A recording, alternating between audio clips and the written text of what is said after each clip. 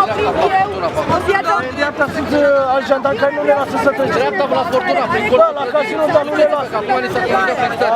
Domnul negociator, iar nu sunt lăsată să mă plimb liberă prin piața universității, vă rog. Vă rog să veniți să vorbiți cu mine. Domnul negociator, vă rog să veniți să vorbiți cu mine. Da, am voie să mă plimb liberă prin piața universității. Mă plimb pe unde doresc eu, domnule, nu pe unde spui tu. Cine ești dumneavoastră să spui pe unde să mă plimb? Cine sunteți dumneavoastră?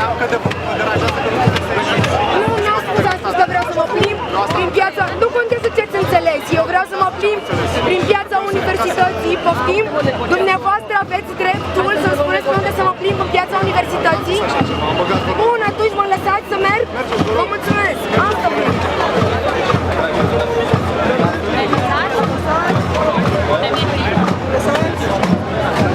Hai, lăsa-mă! Prin piața universității se poate? Da? Ok. Dați voie să trec? Ce este piața universității? De ce nu se poate? Vreau să știu de ce nu se poate, vreau să mă plimb. Vreau să știu de ce nu mă lăsați să trec. Păi lăsați-mă să trec. Da, eu vreau să mă plimb aici. Unde poate?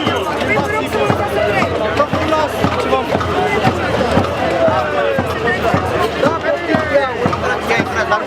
De ce nu mai ieși? Cum adică intrați, dar nu mai ieșiți? Cum adică intrați, dar nu mai ieșiți? Poftim? Dar de cine mă apărați? Că mie nu mi-e frică de nimeni.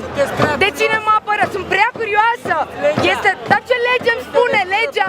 Citiți dumneavoastră legea, domnule. Legea îmi dă dreptul ca cetățean al României să mă plimb liberă printr-o piață publică. La revedere!